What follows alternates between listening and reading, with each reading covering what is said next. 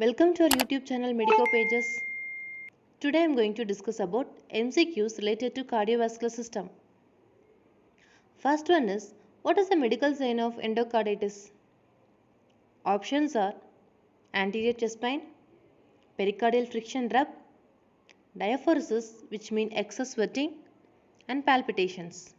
The answer is pericardial friction rub because due to inflammation process of pericardium we have both layers of visceral as well as parietal layer.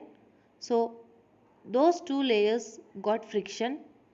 While we place a stethoscope at apex of the heart, high scratchy pitch sound will be heard. So our both layers got friction. While we place a stethoscope at the apex of the heart, our pericardial friction rub will be heard. So it is a main medical sign of endocarditis. And the second one is, the nurse is caring for a patient with chronic constrictive pericarditis. Which assessment finding reflects a more serious complication of this condition? For example, if a patient is affected with chronic constrictive pericarditis, so what is the major our assessment findings to reflect a more serious complication of this condition? First one is, the options are fatigue, peripheral edema, jugular venous distension and thickened pericardium of echocardiography. The answer is jugular venous distension because once the person get affected with chronic constrictive pericarditis, it make the patient prone to get heart failure. So jugular venous distension is the cardinal sign of heart failure. So it is the most important assessment findings in order to make a more serious complication of this condition. Normal JVP pressure is 6 to 8 cm H2O. Then I move on to third one, ECG changes in pericarditis. What all the ECG changes will occur while the patient is affected with pericarditis means? The options are ST elevated in all leads, T wave inversion, widening PR interval, ST depressions in all leads. The answer is A, ST elevation in all leads. But in A option, except V1 and AVR in acute state due to ischemia. The option B is suited for myocarditis and option C is suited for endocarditis. This is the ECG changes of pericarditis, myocarditis as well as endocarditis. Got it? Then I move on to fourth one. Find out the figure. It is nothing but Roth spots, otherwise known as Lytton spots. Another name is Lytton sign. Both are same. Why the retina get looking like blood vessels get dilated in that particular part? Because burst of blood vessels in retina with white centers due to some hemorrhagic issues. So Roth spot is the figure. Next I move on to fifth one. When caring for a patient with infective endocarditis, the nurse will assess the patient for which vascular manifestations. The options are A. Osler nodes, B. Janeway lesions and C. splinter hemorrhage and D. subcutaneous nodule. While we are caring with an infective endocarditis, what is the major complications of infective endocarditis?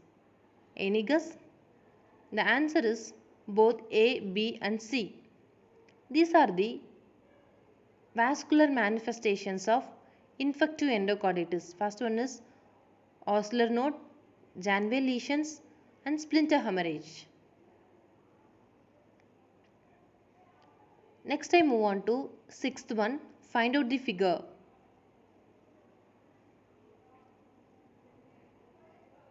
Answer is splinter hemorrhage in nail bud, which means escaping of blood from the blood vessels. It is nothing but a sixth figure. And seventh one is find out the figure.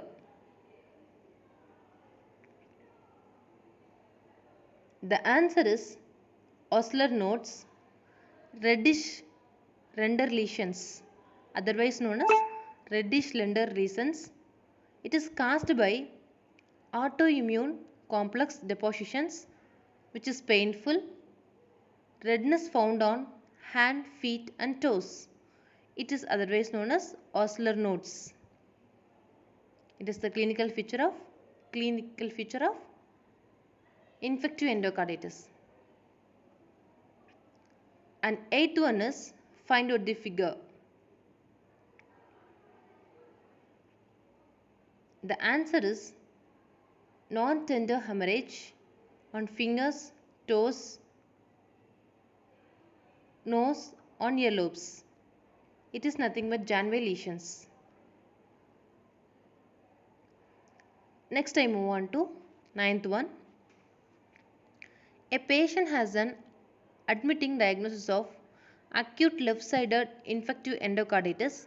The nurse explains to the patient that has this diagnosis best confirmed with which investigation.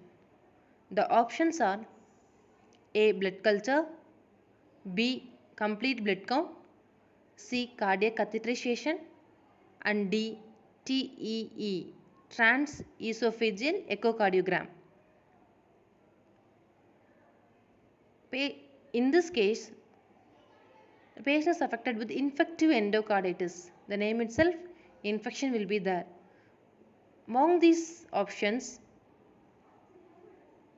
option A is the right answer for this questions, because blood culture is an essential aspect in order to find out the organisms of infective endocarditis. So the answer is A, blood culture, to find out the organism which is present in infective endocarditis. And the last one is find out the figure. It is easy for you. The answer is clubbing of fingers, otherwise known as digital clubbing. It mainly occurs due to low blood levels of oxygen. Thank you. If you have any doubt related to our MCQs discussion, please comment in our comment box. Once again, thank you for all.